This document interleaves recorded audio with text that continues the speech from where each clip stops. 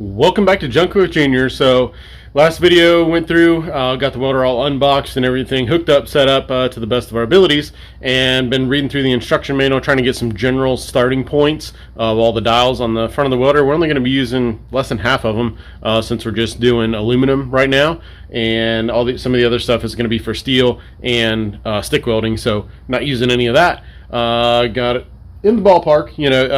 They're never going to be perfect right out of the gate, so we're going to give it a test run. Don't make fun of my welding table that I've got right here. Just an old bar stool and a piece of aluminum I-beam I had, and we're just going to play around on this flat bar and see what we can come up with and see if we can get this thing dialed in a little bit. So let's get suited up and see if we can make some welds happen. Alright, so like I said, we've got some generic settings in there. See if we can get a feel for this machine, get her dialed in, just a few basic test passes, check our gas flow as well, see what's going on in that department. Need to cut her way back on the gas flow. Alright, so we got our gas flow in the mid-20s. We're going to give that a go and see what happens.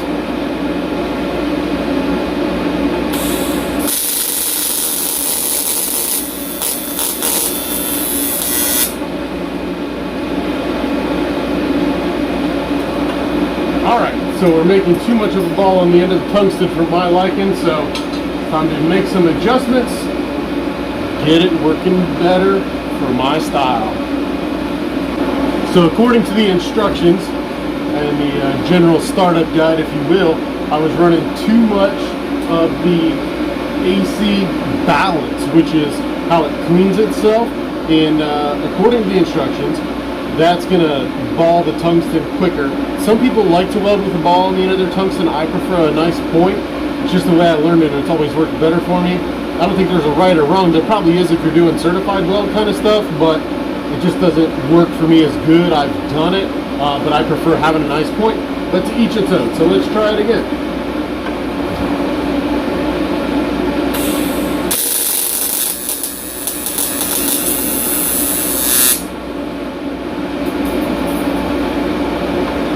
Yeah, still balling up the tungsten too much, so we're gonna grind it to a point again, make a few adjustments, and try it again. Okay, so as far as this tungsten balling up on the end, I knew something that was major wrong. I thought we were past just turning knobs. I tried it a few more times off camera, and when I tell you don't listen to everything I say, I truly mean that. I do have a clue of what I'm doing, but I am not an expert by no means. There are a lot of people that do this stuff and are professionals and trained and really know what they're doing, but I don't. So welcome to, Junkin' with Junior. You know the deal.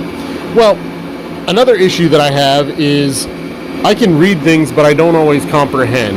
And pictures are good, but sometimes I don't pay enough as much attention to a picture as I should. So right here, it shows you in the book water-cooled TIG torch. The TIG torch goes on the left, which is the negative, and then your ground actually goes on the right, which is positive on the machine. Well, guess which two I have backwards. Alright, so we're just going to switch these two, and I think we'll have a little better looking weld. It's part of it. This is why you got to get this stuff set up and dialed in, back up. Read the owner's manual again, because clearly I didn't know what I was doing. We'll loosen that. When I'm done, I'll unhook that and take a loop off there and let that be a little more flexible so it's not too snug. Switch these two. Alright. Go re-grind my tungsten and get the camera set back up so maybe we'll have a successful weld. Okay. Let's try this stuff again.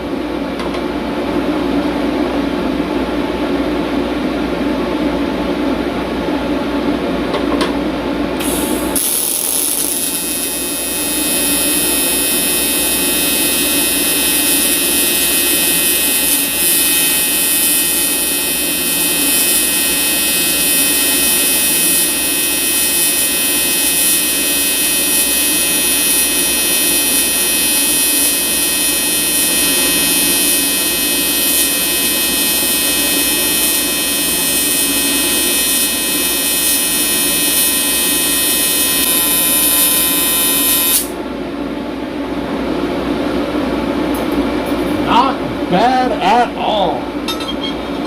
It works so much better when you have it plugged in correctly. Who'd have thunk it? Gosh dang. I'll get these gloves off here so I can show you what's up.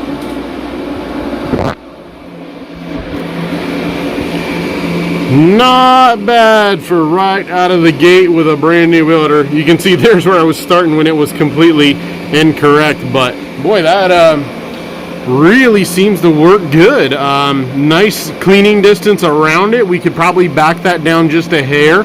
I don't think we needed to clean that far out. And when I say that, that's that cloudy area around the weld. It's easier on the tungsten if you run a little less cleaning. So we're going to play around with some of that stuff. But so far, man, that thing is a champ. I really like that. It's nice. What more can I say? Alright, sorry for the noise of the welder itself. Part of what I think makes it, what's gonna make it a great welder, is the fact that it has such a big cooling fin, because welders do build up a lot of heat inside, and that thing's moving some air and it makes a little bit of noise. So sorry about that, but I think it's only gonna make the machine last longer.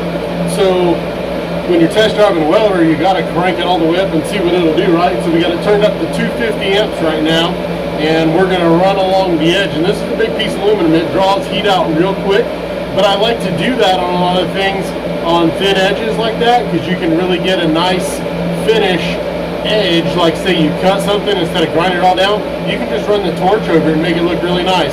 And I actually already started before I started recording this, because I wasn't thinking, I just got excited and a little carried away.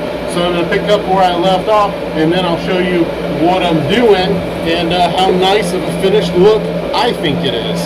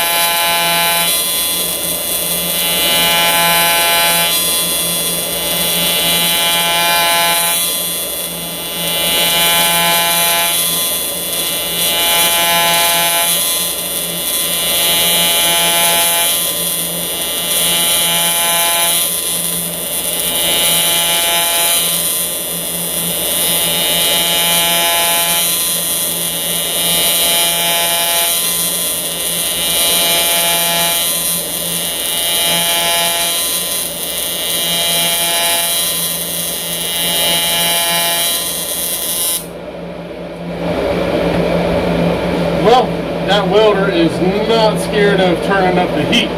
Does a great job for such a physically small machine. That is impressive. I do like it. Set these down. Now, I'll show you exactly what I'm talking about here. So this is no filler rod. This is just running the torch along this edge, and it just kind of rolls the corners over a little bit. Is it a perfect weld? Heck no. But take note of how dirty this piece of aluminum is. It's full of trash. It was laying outside. I did not clean it at all. We are strictly relying on the welder's ability to clean the aluminum before it's welding it. So really impressive stuff right there.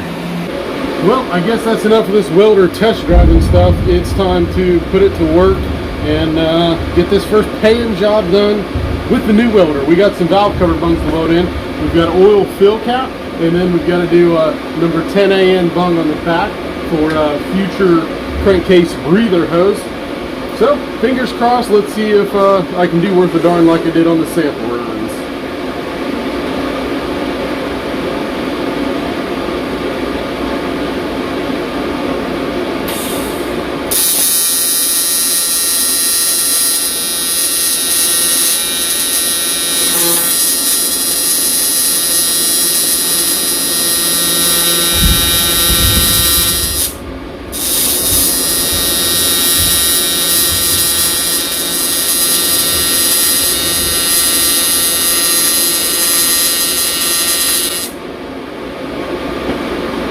Okay, got it tacked in place, but I'm going to go with a thicker filler rod. I think it's going to work a little better for me.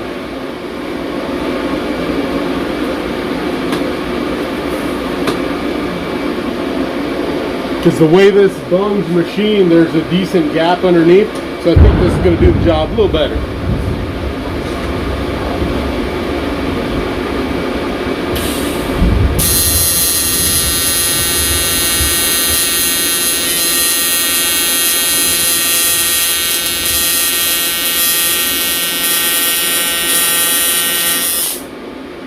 Yeah, much nicer on the bigger rod. Reposition a little bit here because I'm not the best at spinning around in circles while I'm welding. You know, that just comes with time, and it's something I've never really been good at, so I just keep moving and get by.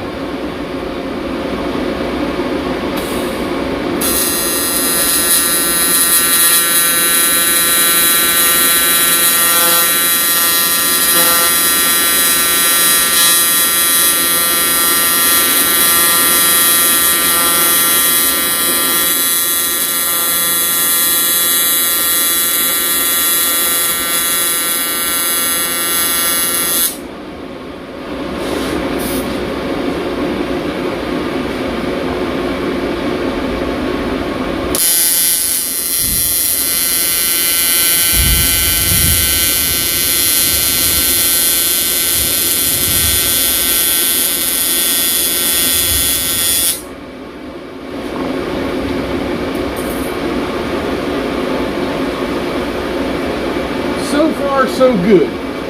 One thing I am going to do is come back around and make a second pass down here on the bottom.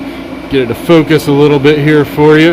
So there's a little, little dip right there where they machine this groove out of the valve cover, and I can clean that up a little bit with just a little more filler rod, make it a little more presentable since it is on the outside of the engine. But so far, welding like a champ. I like it. Well, I got to give it to the old Everlast Welder. She's a smooth machine. We can play with a lot of little knobs here and there in the future as we're, you know, getting better with it and more comfortable with it. But for now, I'm really impressed with it. Got these valve covers all welded up. They turned out pretty dang nice. Now, I didn't polish the welds, so they are going to be cloudy. You know, you can see it against the polished valve cover here, obviously. But these are going to get powder coated, so it doesn't matter. Is it a perfect weld? Heck no. Is it going to leak? Heck no. And will it look good under powder coat? Absolutely. But if you were to polish them, they'd really look sharp. But that's not the case. So, do I love the Everlast Welder? Yeah, she's a sweet rig. It's a really nice machine. And also, here's where we wound up on all our settings. So if anybody has one of these and you want to use these dial, you know, marks as references to set yours in this ballpark, works really well for me there. Like I said, we may play with a little bit of stuff in the future, but it does exactly what I need it to do. It's a nice machine. I'm very happy with it.